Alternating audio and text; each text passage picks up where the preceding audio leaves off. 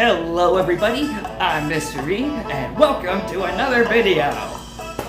Yep, my college days are approaching its end, as I've said earlier, and I've got a couple weeks left in this building until I go on vacation for a week, and then come back for a few more days, and I move out forever, putting an end to my days as a college student and a janitor. And I'll be moving back in with my parents, but until then, I want to squeeze out just a few more videos in this place before I, say goodbye to this place forever. And so, yeah, let's get right to it.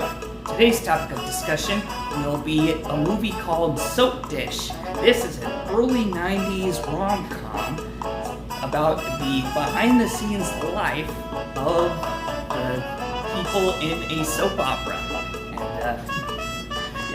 This movie is known for its remarkable casting and a very high controversy. Yeah, reviews for this movie are somewhere in the middle. Clearly, this movie hasn't exactly aged well in today's world for very obvious reasons, but we'll get to that in a second. Ladies and gentlemen, I present to you 1991's Soapdish. You guys are familiar with soap operas, right? Those very dramatic TV shows you can find on some local channels. The shows that have been going on nonstop since the freaking 60s. The movie starts off with basically the soap opera equivalent of the Oscars and whatever. One of the nominees for Best Actress in that show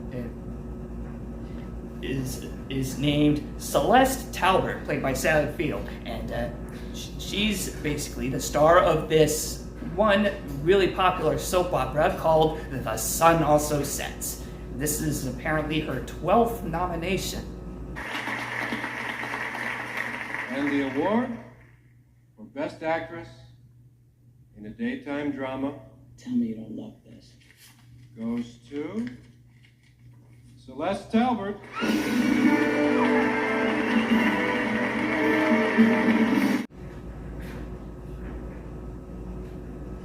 Wait a minute. This isn't the Game Awards? Of course, also watching the show from the other side of the country is, when we're introduced to another character from the show named Jeffrey Anderson, played by Kevin Kline. Anyway, as we can tell by that scene in his dressing room, we find out that he was actually part of that show and has a little bit of a history with Celeste. And we can assume that he got shafted. Now he makes a living performing Death of a Salesman at a steakhouse. Celeste's celebration was cut short when she discovers that her boyfriend dumped her. He left her his plants, which she immediately kills by pouring vodka on them with one hand and chugging bleach in the other.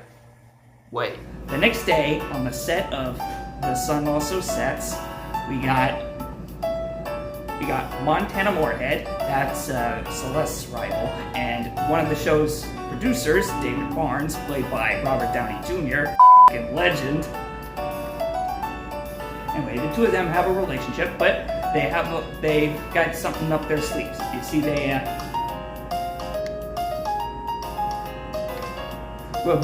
I'm not gonna sugarcoat it here. The thing is, they both pretty much hate Celeste's guts, and they want her off the show.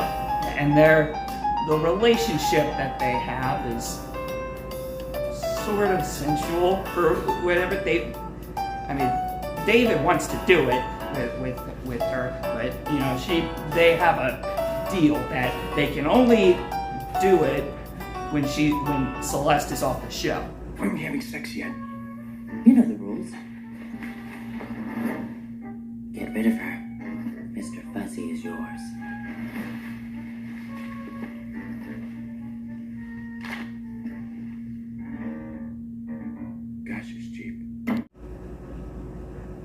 Mr. Fuzzy? After her breakup, Celeste is in a bit of a rough patch. She gets very upset during her shooting because of her wardrobe, and it's clearly some signs that she's probably going through a midlife crisis, but I'm pretty sure that's not actually revealed during that, but that's kind of just what I'm thinking. Regardless, business at the soap opera set goes on as usual, as people are going up,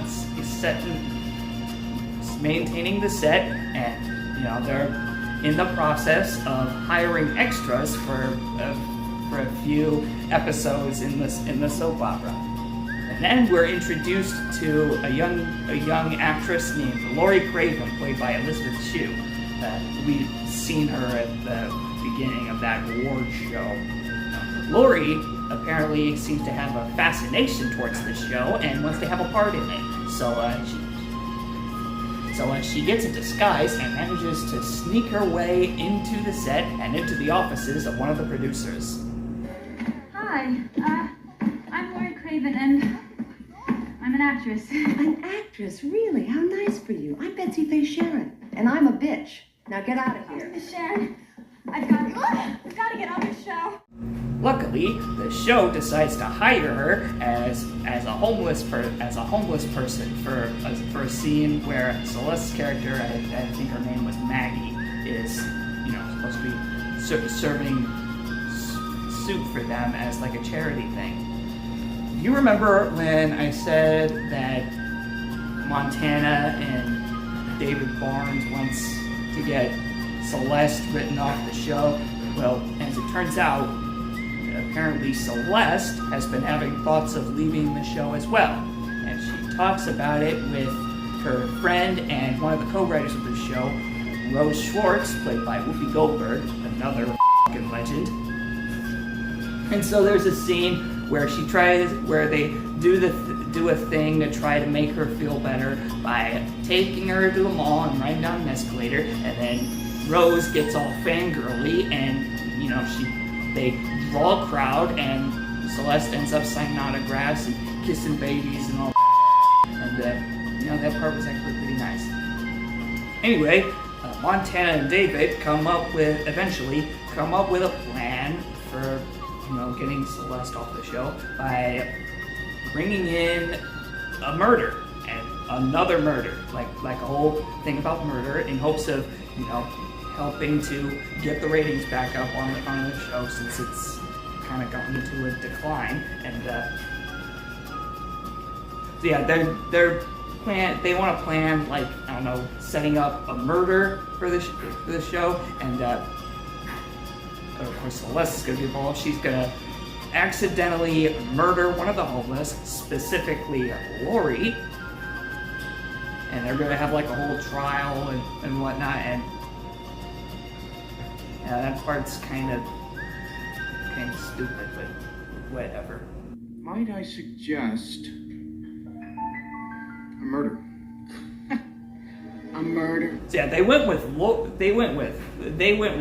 Lori getting murdered because, well, she's beautiful, and it'll create a lot of impact for what's going to happen. And she's apparently, her character, or the homeless character that she's playing, is a mute, so she won't get any lines. So good, giving the writers a little break. And basically, she's going to attack Celeste, and she's gonna retaliate, and that'll push forward the story. So let's see how this goes.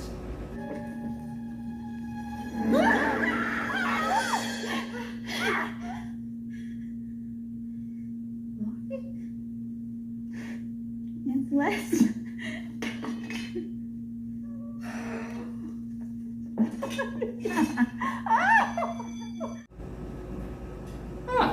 Well, how about that? So, as it turns out, Celeste is actually Lori's aunt. So that's actually pretty cool. Of course, the two of them are talking for a while. Celeste is upset about Lori leaving college and all that, and you know, she convinces Lori to stay at her place while they're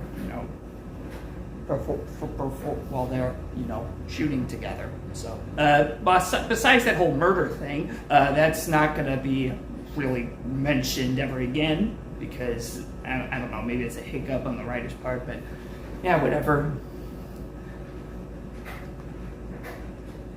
So that brings Montana and David for Plan B, bringing back Celeste's old flame, Jeffrey Anderson. That's right, Kevin Kline's character. So David goes to that steakhouse that Jeff is performing at, performing Death of a Salesman to a bunch of seniors. What did you say? The mayor. Who? The mayor of Providence. Who? You said the mayor of Providence, Pop? Yeah, the mayor of Providence, Rhode Island. Oh, waiter! Waiter! He was sitting in the hotel lobby. Waiter! Waiter! What did he say?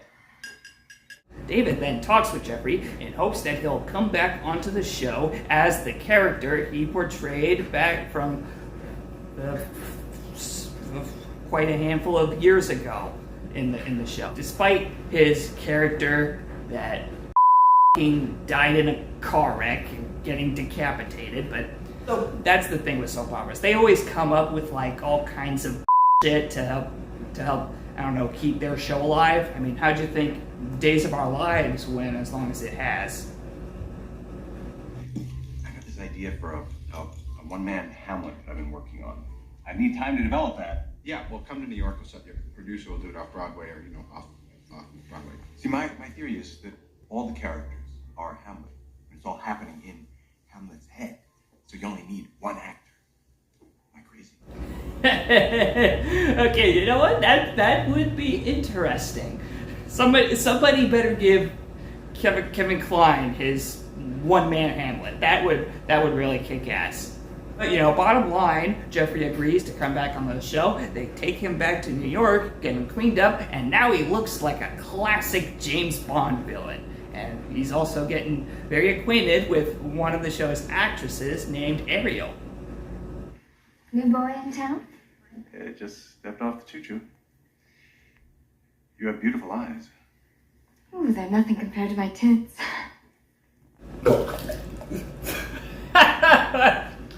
Whoa, Nelly! That's something I never thought I'd hear anyone say. I'm confused. Is this a soap opera or a porno? Now, since Jeffrey was coming back, David had to do a little bit of script rewrites. Rose is not happy about it.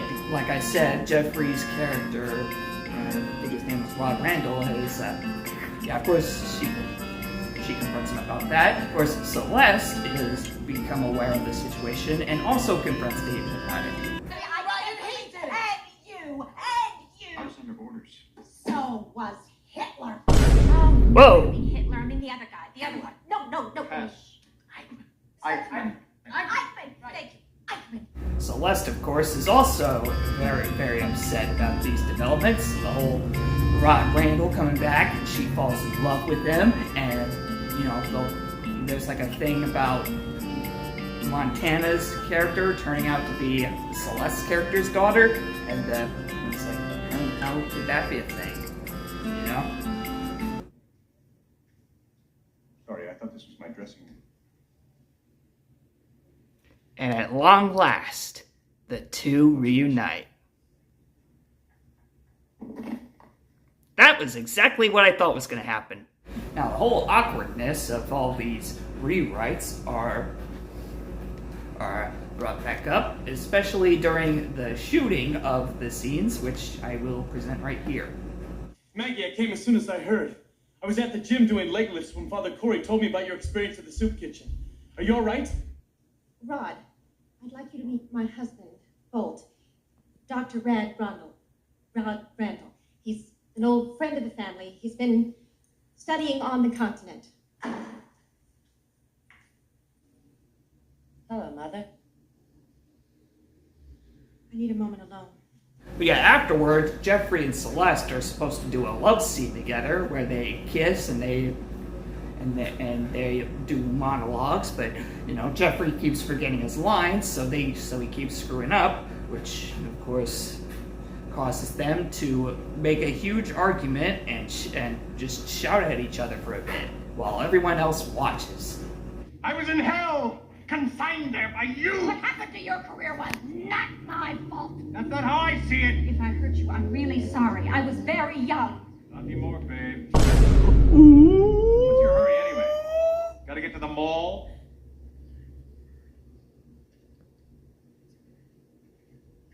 Anyway, it was afterwards where Jeffrey becomes acquainted with Laurie, who saw the whole thing, and you know, the two of them hit it off. They become very good friends. And there's a scene after that where Celeste and Rose are out into the New York City streets, and things get pretty serious for a second. Oh crap! Don't do it! It's not worth it! There's like a Tom Hanks movie and like 2 Spider-Man ones you could do after this. Hey, look, it's Oh. Maggie from The Sun Also Sets. Whew. This is another complaint, one of the complaints I had about this movie. The like time placement of everything is just all over the place. If you were to just watch this, one would believe that it would just take, that this would just happen over a few short days, but this is actually like over the course of a few weeks, and it's very hard, very difficult for me to keep up with that. That's one of the big complaints I have about this movie, among other things, but we'll get to that in a bit. Anyway, at one point, Laurie and Jeffrey are going out to dinner, and they get a really good connection going, and when they're done, they go back up to his place for a bit, and once Celeste finds out about it, she gets very pissed off and has to sneak over to the hotel that Jeffrey's staying in to try and stop him. The good news is the two didn't do it. He just gave her a little kiss on the forehead and sent her on her way. And of course, while he's getting ready for bed, there's this part where Celeste is like hanging on the rooftops trying to spy on the whole thing, and she's hanging on the the gutter thing kind of breaks off, and she's kind of dangling on there for a bit before Jeffrey notices and comes in and helps her, but really kind of worked out at the end, I would say. Maybe, I don't know. She's relieved that the two didn't do it, but this is gonna be interesting right here, because for starters, David does some more script rewrites. Rose is very upset about it, and anyway, they're shooting a hospital scene where Laurie's character, the homeless mute, was injured, probably because of that whole murder thing earlier. I don't know. I don't think they explained it. Anyway, at one point, this is the part where Laurie's character, tries to walk again, and she and Jeffrey are actually supposed to kiss. So once Celeste finds out, she gets very upset and all hell breaks loose. She runs up, jumps on him in the last minute, and just kind of trashes the set, and the whole thing. You know what? I'm just gonna show you the clip. Let's tell me what you think. You can't kiss her. Why? Because she's your niece? No, you nitwit. Because she's my daughter. And your daughter. What are you talking about? We're her parents. You and I. We're her mommy and her daddy.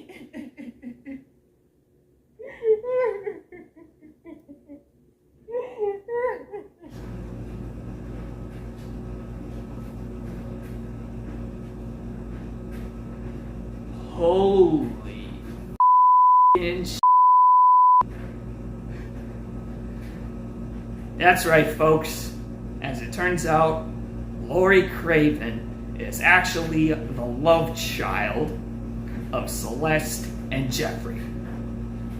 Celeste explains the whole thing in a meltdown about how they hooked up, and how she gave birth to Lori, and gave her away to hit her mother, and made up this twin sister thing to kind of just save herself and her career for it, and of course she can't bear to be with Jeffrey anymore because of it, so she does some shit stuff to get him fired and get him off the show, and the whole thing was just a big fat shit show, and I loved it. I really love this part right here. The acting, the execution, the whole meltdown Sally has. She crushed it right here, to be honest. And the whole silence of everyone else on set as that whole thing was going down. That was, let me tell you, I loved that part. That was probably my favorite part of that whole movie. And anyway, the evening news was there too, and well, they got that down, and the cameras were still rolling, so that whole thing is gonna appear on the evening news, and the executives loved it. It's like they really love that kind of publicity. They're gonna get a whole bunch of money from it. They're like, hell yeah, this is gonna be awesome. Meanwhile, Montana Moorhead has had enough of this. She's angry at David about this whole thing, on how she's like super jealous of the attention Celeste and Lori are getting. And speaking of Lori, Celeste, and Jeffrey, their relationships are in absolute shambles because, well, of course, Lori is because Celeste hid the fact that she was her mother the whole freaking time, and she was very upset because of it, and she tried to ask for her forgiveness by, I don't know, she accidentally quotes a line from one of her specials, and Lori immediately recognizes it and gets freaking upset because of it. Celeste tries to convince Jeffrey to talk to her, but that plan didn't work out because how do I put this? Montana is starting to spread rumors that she and Jeffrey hooked up. And, because of this whole spiel, Celeste, Lori, and Jeffrey all hate each other. It's the executive's decision that they have to, clearly one of them has to go. So they have like a bit of an ultimatum thing. So I'll try to explain this as much as I can. These are the kind of movies that I have difficulty in trying to recite. Anyway, they're gonna do like this really big special that will show what's going to happen with all the actors and their characters, and of course at that time, in hopes of boosting her publicity, Montana starts spreading the rumors that she is pregnant with Jeffrey's child, and of course Celeste gets very upset about it. Anyway,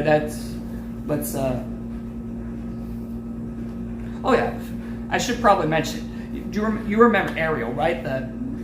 You've probably seen her throughout the movie. She was flirting with Jeffrey and had the hots for him this whole time. Well, she's very upset about the false rumors that Montana is spreading, and so to spite this, she sneaks she goes into Rose's office in a cloak and dagger getup to talk to her about something. Dr. DeMonico?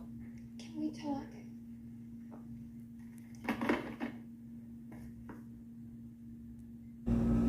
Mohawks? What is that, a yearbook? Nah. Well, they're about to be shooting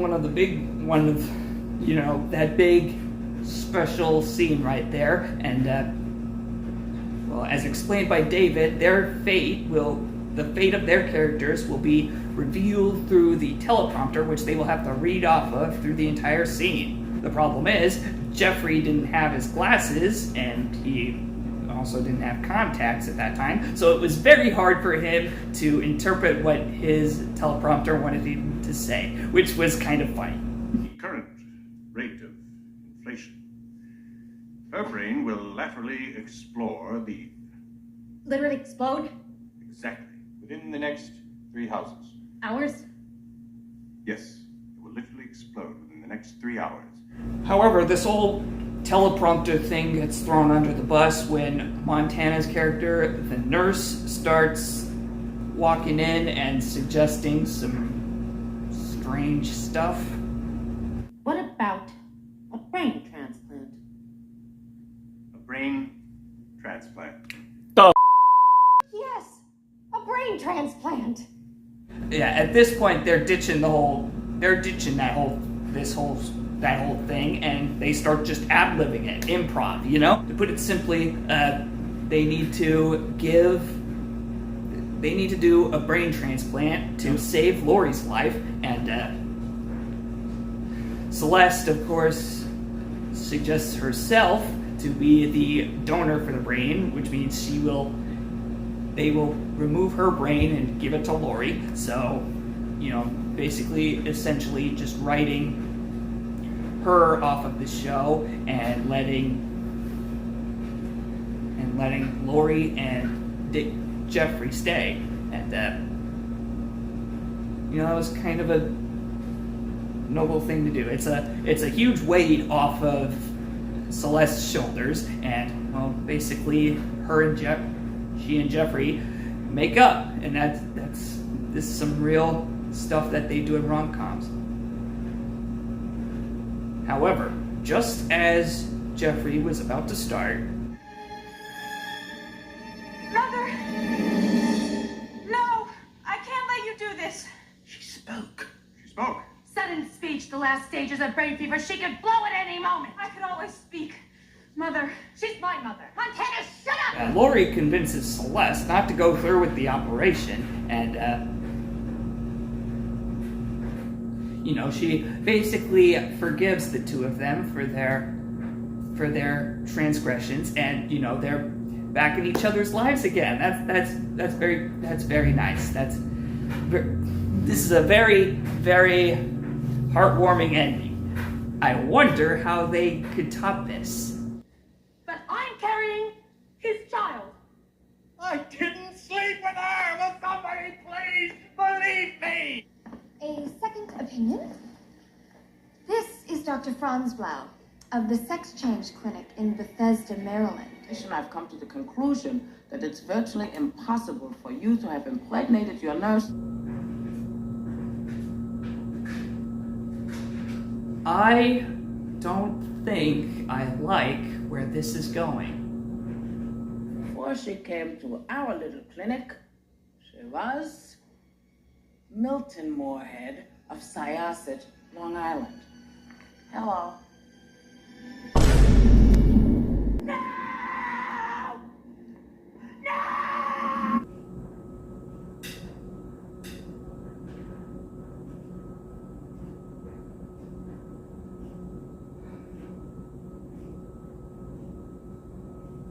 Are you f***ing kidding me? Seriously? That's how it ends? What the f***? This movie was already perfectly fine up until this point. Why the hell would they have to do something like that? Yeah, apparently this is one of those movies from the 90s that get super transphobic at the end for comedy reasons. I'm sure it was passable back in the early 90s, but in today's society, not so much. They could put my head on a pike just for watching this. I mean, you're lucky Pride Month is already over. Otherwise, I'd already be dead. Yeah, this part right here is the reason this movie does not do well.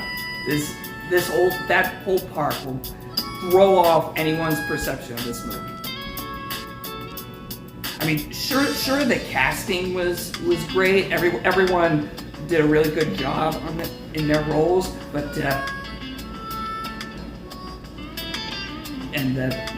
that twist, like right at the start of the third act, was all right, but that whole part at the end really just kind of ruined it. But if I say, and only if you somehow manage to overlook that ending right there, you can still have a fairly watchable experience.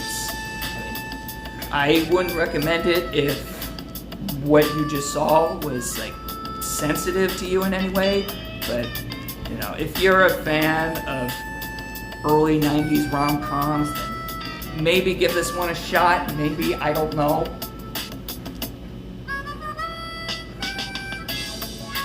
But yeah, I was gonna give this movie like, I don't know, a 3.5, 4 stars, but due to that one part, I'm gonna bump this down to 3 stars. So yeah, this movie was something else. Alright, that's all the time I got. Thanks for watching, everyone, and I'll see you guys next time. I think you know what's next.